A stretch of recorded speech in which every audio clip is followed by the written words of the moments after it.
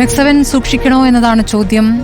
എൻ്റെ അഭിപ്രായത്തിൽ മെക്സവൻ സൂക്ഷിക്കേണ്ടതുണ്ട്. കാരണം 12 വർഷം മുൻപ് രൂപീകരിക്കപ്പെട്ട സംഘടനയാണ്. ആരോഗ്യ രംഗത്ത് ഉള്ള ഈ വ്യായാമമുറ പരിശീലിപ്പിക്കുന്ന ഒരു സംവിധാനം, ഒരു പദ്ധതിയാണ് ഇവർ ഉദ്ദേശിച്ചിരുന്നത്. ഒരു മുൻ സൈനികൻ തുടങ്ങിയ ഒരു പദ്ധതി വലിയ രീതിയിൽ അത് അംഗീകരിക്കപ്പെട്ടു. മലബാറിൽ പലയിടത്തായി അവരുടെ യൂണിറ്റുകളുണ്ട്. ഒരു 1000-ലധികം യൂണിറ്റുകളുണ്ടെന്നാണ് മനസ്സിലാക്കുന്നത്. അപ്പോൾ അതിനെ ആദ്യഘട്ടത്തിലൊക്കെ ഇപ്പോൾ 2 മാസം മുമ്പാണ് അഹമ്മദ് ദേവർകോവിൽ പങ്കെടുത്തത്. അതിനു മുമ്പ് മന്ത്രി മുഹമ്മദ് റിയാസും ആ പരിപാടിയെ വളരെയധികം അഭിനന്ദിച്ചുകൊണ്ട് ഒരു മൾട്ടി എക്സൈസ് കോമ്പിനേഷൻ പദ്ധതി പ്രയോജനകരമായിരിക്കും എല്ലാവർക്കും എന്ന പ്രതീക്ഷ അർപ്പിച്ചുകൊണ്ട് നൽകിയ കത്തടക്കം ഇപ്പോൾ മെക്സവൻ പുറത്തുവിടുന്നത്. ഇത് വിവാദമായ ഘട്ടത്തിലാണ് ഈ കത്ത് അവർ പുറത്തേക്ക് വിട്ടത്.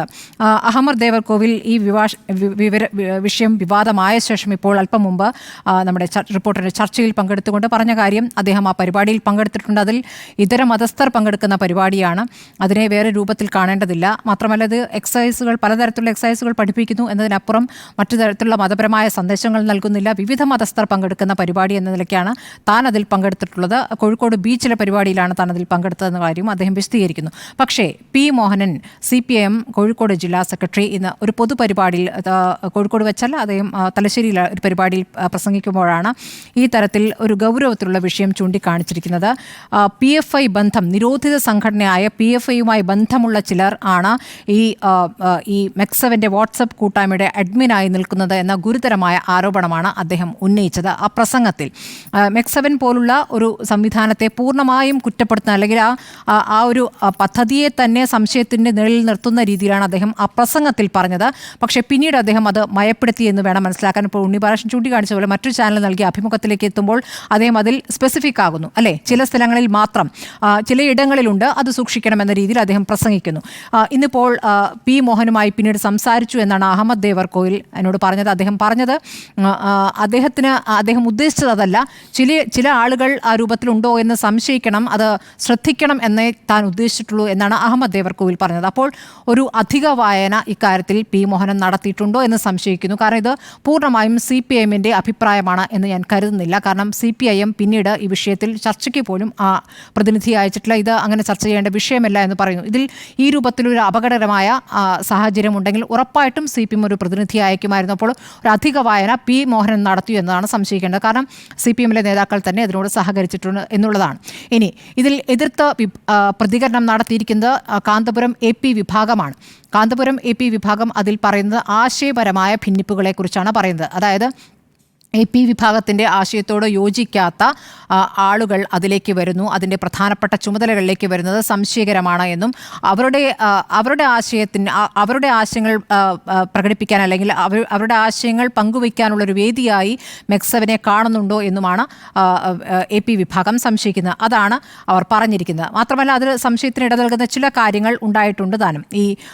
ഇതിൻ്റെ അംബാസഡറായ അറക്കൽ ബാവ ഒരു പരിപാടിയിൽ പ്രസംഗിക്കുമ്പോൾ പറഞ്ഞത്, പരസ്പരം സലാം മടക്കാത്ത വിഭാഗങ്ങൾ, അതായത് യഥാർത്ഥത്തിൽ ഈ ആശയപരമായി ഭിന്നിപ്പുള്ളവർ തമ്മിൽ പരസ്പരം സലാം പോലും പറയാറില്ല എന്നുള്ളൊരു കാര്യം കൂടി ഇതിൽ കൂടി വ്യക്തമാക്കുകയാണ്. സുന്നി വിഭാഗവും മുജാഹിദുകളോട് പറയില്ല, സുന്നി വിഭാഗം ജമാഅത്തുകളോട് സലാം മടക്കില്ല എന്നൊക്കെയാണ്. അപ്പോൾ അങ്ങനെ സലാം മടക്കാത്തവർ പോലും ഈ പരിപാടിയിൽ എത്തുന്നതോടുകൂടി ഐക്യപ്പെടുന്നു എന്ന ഒരു നിഷ്കളങ്കമായ ഒരു പ്രതികരണമായിട്ടാണ് അതിൻ്റെ സംഘാടകർ വിവരിക്കുന്നത്. അതിൽ മറ്റർത്ഥങ്ങളില്ല എന്ന്. ഇതിപ്പോൾ കാര്യങ്ങൾ കൈവിട്ട രൂപത്തിലേക്ക് പോകുകയും ഇതിലേക്ക് തീവ്രവാദ നിലപാടുള്ളവർ കടന്നുകൂടി എന്ന സംശയമുയരുന്ന ചർച്ചകളിലേക്ക് പോവുകയും ചെയ്തപ്പോൾ AP വിഭാഗവും ജാഗ്രത ആയിട്ടുണ്ട്. AP വിഭാഗം അതിൽ പറയുന്നത്, ഞങ്ങൾ ഉദ്ദേശിച്ചത് ആശയപരമായ ഭിന്നിപ്പ് എന്ന് മാത്രമാണ്, അതിലപ്പുറമുള്ള കാര്യങ്ങളിലേക്ക് കടന്നു എന്ന് ഞങ്ങൾക്ക് അഭിപ്രായമില്ല. അതായത് തീവ്ര നിലപാടുകൾ ഇതുവഴി പുറത്തേക്ക് മെസ്സേജായി പോകുന്നു എന്നൊരു അഭിപ്രായം ഞങ്ങൾക്കില്ല. പക്ഷേ ഞങ്ങളുടെ നിലപാടുകളോട് യോജിക്കാത്ത കാര്യങ്ങൾ അതിൽ നടക്കുന്നുണ്ട്, അല്ലെങ്കിൽ ഞങ്ങളുടെ ആശയങ്ങളല്ല അതിൽ പങ്കെടുക്കുന്ന പലർക്കുമുള്ളത് എന്നുള്ള കാര്യമാണ് പറഞ്ഞിരിക്കുന്നത്. അപ്പോൾ ഇതിപ്പോൾ സമസ്തയിൽ ഉണ്ടായിരിക്കുന്ന ഭിന്നിപ്പ്, സമസ്തയിൽ 2 വിഭാഗം, AP വിഭാഗത്തിന് മുൻപേ തന്നെയുള്ള ഒരു നിലപാടുണ്ട്. EK വിഭാഗത്തിലുണ്ടായിരിക്കുന്ന ഭിന്നിപ്പാണല്ലോ ഇപ്പോൾ ചർച്ചയായിരിക്കുന്നത്. അപ്പോൾ EK വിഭാഗത്തിൽ തന്നെ ഉണ്ടായിരിക്കുന്ന ഭിന്നിപ്പിൻ്റെ തുടർച്ചയായിട്ട് വേണം ഈ സംഭവവികാസങ്ങളെ കാണാൻ എന്നാണ് എനിക്ക് തോന്നുന്നത്. കാന്തപുരം എല്ലാ കാലത്തും പറയുന്ന കാര്യമുണ്ട്. ഈ NDF തുടങ്ങിയ കാലത്ത്, ഇപ്പോൾ നിരോധിക്കപ്പെട്ട NDF സംഘടന തുടങ്ങുന്ന കാലത്തും ഒരു കൂട്ടായ്മയുടെ രൂപത്തിലൊക്കെയാണ് അത് വന്നിട്ടുള്ളത്. അത് അങ്ങനെയാണ് പതുക്കെ അവരുടെ ആശയങ്ങൾ ഇഞ്ചക്ട് ചെയ്തുകൊണ്ട് ആളുകളിലേക്ക് എത്തുകയും സ്വാധീനം ഉണ്ടാക്കുകയും പിന്നീടാണ് അതിൻ്റെ ഒരു തീവ്ര സ്വഭാവത്തിലേക്ക് പോവുക. അപ്പോൾ അന്നേ ഞങ്ങൾ NDF-നെ എതിർത്തിരുന്നു. അന്ന് ഞങ്ങൾ എതിർത്ത ഘട്ടത്തിൽ ഞങ്ങളെയാണ് എല്ലാവരും എതിർത്തത് എന്ന് കാന്തപുരം പറയുന്നു. പക്ഷേ പിന്നീട് ഞങ്ങളായിരുന്നു ശരിയെന്ന് തെളിയിക്കപ്പെട്ടല്ലോ, NDF നിരോധിക്കപ്പെട്ടല്ലോ എന്നുള്ളതാണ് കാന്തപുരം വിഭാഗം പറയുന്ന ഒരു ന്യായം. അപ്പോൾ ആ രൂപത്തിൽ ഇവിടെ ഇരവാദം വലിയ രൂപത്തിൽ ഉന്നയിക്കപ്പെടും. ഇരവാദം പറയാനുള്ള സാഹചര്യങ്ങളുണ്ട്. പക്ഷേ കേരളത്തെ സംബന്ധിച്ച് അങ്ങനെ ഒരു സാഹചര്യം ഇല്ലാത്ത പശ്ചാത്തലത്തിൽ എന്തിനേയും വലുപ്പത്തോടെ കാണുകയും അത് പറഞ്ഞ് ഇതര മതത്തോടുള്ളൊരു വിദ്വേഷമായി മാറുകയും ചെയ്യുന്ന ഒരു സാഹചര്യം പൂർണ്ണമായും ഒഴിവാക്കേണ്ടതാണ്. അപ്പോൾ ആ രൂപത്തിലേക്ക് പോകുന്നവർ കടന്നുകൂടിയിട്ടുണ്ടോ എന്നുള്ളത് മെക്സവൻ തന്നെ പരിശോധിക്കേണ്ടതാണ്. കാരണം ഇപ്പോൾ 1000-ലധികം യൂണിറ്റുകൾ അവർക്കുണ്ട് എന്ന് പറയുമ്പോൾ ഓരോ യൂണിറ്റിനെയും ചുമതല ആർക്കാണ് കൊടുത്തിരിക്കുന്നത്?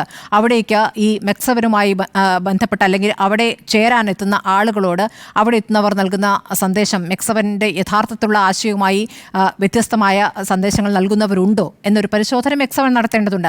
അങ്ങനെയുണ്ട് എന്നൊരു സൂചനയാണല്ലോ ഇപ്പോൾ P. മോഹനൻ നൽകിയിട്ടുള്ളത്. അങ്ങനെയാണെങ്കിൽ അഡ്മിൻ ആരാണ് എന്നുള്ള മെക്സവൻ പരിശോധിക്കണം.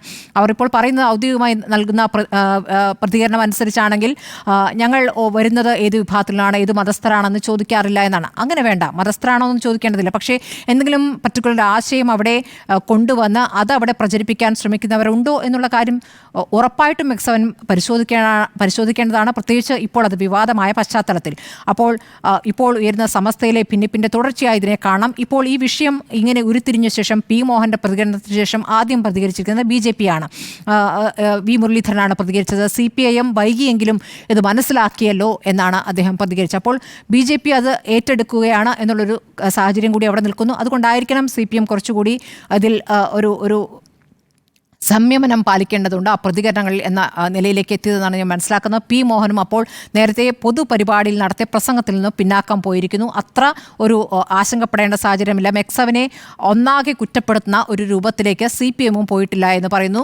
CPM-ൻ്റെ നിലപാട് ഞങ്ങളുടെ നിലപാടല്ല എന്ന് AP വിഭാഗവും പറയുന്നു. അപ്പോൾ മെക്സവൻ സൂക്ഷിക്കണം, അതിലേക്ക് നുഴഞ്ഞു കയറ്റമുണ്ടോ എന്ന് നുഴഞ്ഞു കയറിക്കൊണ്ട് മറ്റാശയങ്ങൾ പ്രചരിപ്പിക്കുന്നവരുണ്ടോ എന്നുള്ള ഒരു പരിശോധന മെക്സവൻ നടത്തേണ്ടതുണ്ട്. അതേസമയം ആ കൂട്ടായ്മയെ ആ രൂപത്തിൽ പൂർണ്ണമായും തള്ളിക്കളയേണ്ട ഒരു സാഹചര്യം നിലവിൽ കേരളത്തിലില്ല എന്ന് തന്നെയാണ് മനസ്സിലാക്കേണ്ടത്. മെക്സവൻ സൂക്ഷിക്കണം.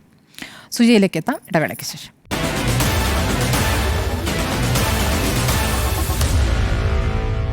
Meet the editors.